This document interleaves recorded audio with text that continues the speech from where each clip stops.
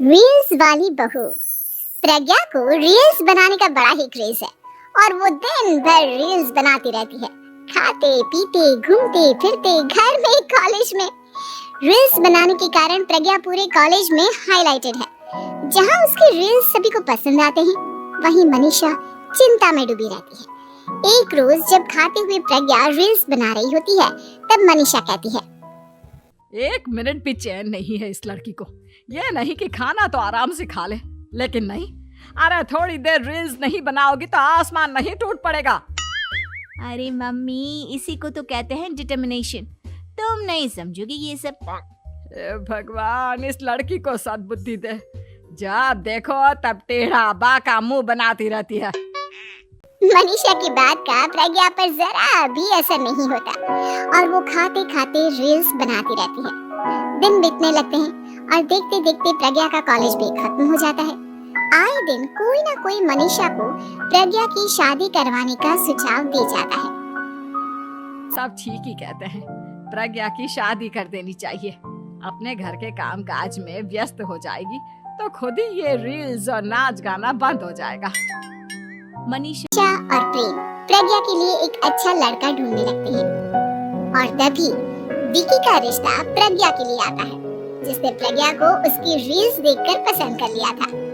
अगले दिन विकी अपने माता पिता के साथ प्रज्ञा के घर पहुंच जाता है और प्रज्ञा साड़ी पहने हाथों में चाय की ट्रे लिए उनके सामने आती है। जब विकी को पसंद है तो हमें भी बहू पसंद है। बहन जी, आप बारात की तैयारी कीजिए।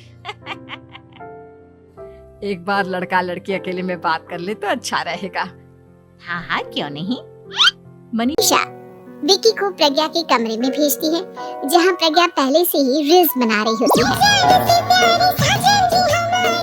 तभी विकी कहता है, आ गए आपके साजन जी। हमारे साथ ये रील्स कंप्लीट करती तो और भी अच्छा रहता। अच्छा जी, अब आ ही गए हैं तो बना ही लेती हूँ आपके साथ। दोनों मिलकर रील्स बनाते हैं। जब वी मीट और तुरंत पोस्ट भी कर देते हैं। फिर विकी कहता है, जब आप साड़ी में चाय लेकर आई तब मुझे लगा कि कहीं मैं गलत घर में तो नहीं आ गया। अब सही है। दोनों की शादी पक्की हो जाती है और शादी के दिन भी प्रज्ञा रील्स बनाने से चूकती नहीं। यहाँ तक कि बारात के समय भी नाचते हुए रील्स बनाती है। सभी लोग प्रज्ञा की तारीफ के फूल बांध देते हैं और प्रज्ञा नाचती गाती अपने ससुराल चली जाती है। सब कुछ अच्छा चल रहा होता है। प्रज्ञा यहाँ भी दिन भर हर चीज की रील्स बनाती रहती है। लेकिन कुछ दिनों के बाद जब सुनीता कहती है, बहू, ये रील्स के साथ साथ कुछ काम भी कर लिया करो। वैसे तुझे और क्या क्या बनाना आता है?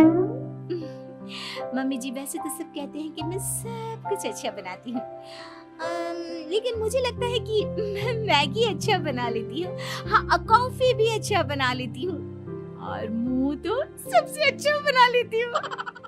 हैं? अच्छा अच्छा। सुनीता अपना माथा पकड़ लेती है और कहती है, बहू, कुछ खाना बनाना भी सीख लेती। मम्मी जी, मैं लंबी प्लानिंग कर रही हूँ। जल्दी ही मैं इतनी फेमस हो जाऊंगी कि मुझे पैसे मिलने लगेंगे।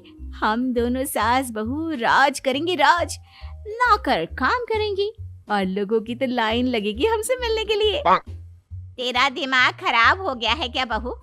हंसी मजाक तक ठीक है, लेकिन इस तरह घर नहीं चलते। जितना जल्दी हो इस घर के तौर तरीकों को सीख लो।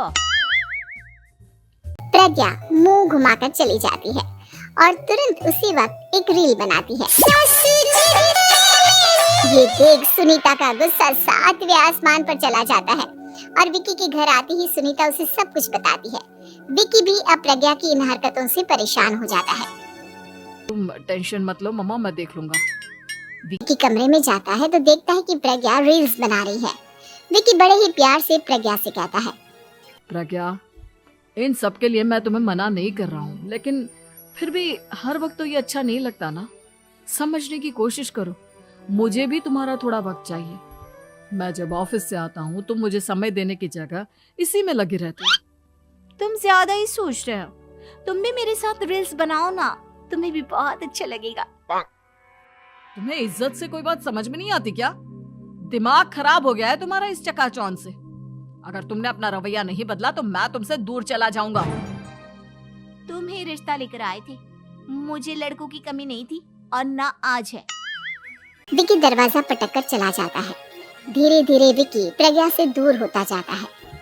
एक रोज मनीषा प्रज्ञा के ससुराल उससे मिलने जाती है। तब सुनीता उससे कहती है, बहन जी, अब आई हैं तो कुछ दिन यहाँ रहकर जाइएगा, आप ही का घर है। हाँ मम्मी, बहुत दिन हो गए तुम्हारे साथ एक भी रील नहीं बनाई मैंने। प्रज्ञा तुरंत अपने फोन में रील्स ऑन कर लेती है।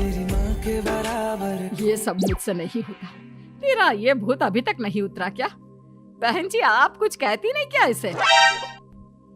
जब आप ही कुछ नहीं कर पाई तो मैं कर ही क्या सकती हूँ। सास तो वैसी ही बदनाम है। शाम को घर की लाइट चली जाती है और मनीषा प्रज्ञा से कहती है, मेरे घुटनों में बहुत दर्द हो रहा है, तू लाइट का कुछ इंतजाम करना बेटा।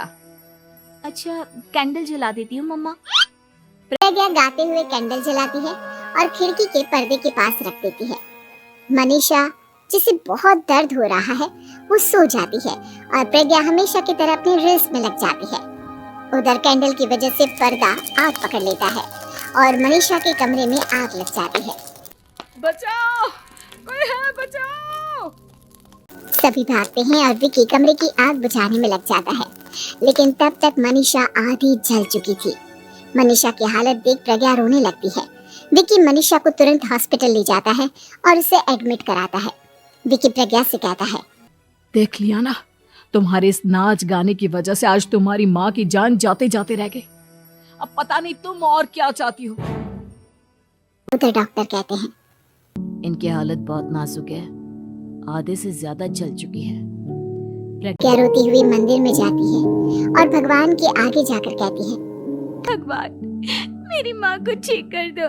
मैं कसम खाती हूँ हाथ से ये रील्स बनाना छोड़ दूंगी, बस मुझे मेरी माँ वापस मिल जाए। 2 दिन बीत जाते हैं और मनीषा खतरे से बाहर आ जाती है। पेशेंट अब ठीक है, आप लोग उनसे मिल सकते हो। सब कोई मनीषा से मिलता है और प्रज्ञा सबके सामने अपना फोन तोड़ देती है। मुझे माफ कर दो मम्मा, मैंने तुम लोगों की बातों को नजरअंदाज किया। बेटा, कोई भी चीज जरूरत से ज्यादा खराब है। मैंने तुम्हें रील्स बनाने से कभी मना नहीं किया, लेकिन हर वक्त एक ही चीज तो सही नहीं है। मैं समझ गई हूँ मम्मा, आई एम सॉरी। प्रज्ञा उस दिन से रील्स बनाना छोड़ देती है और पूरी तरह से अपने घर में लग जाती है।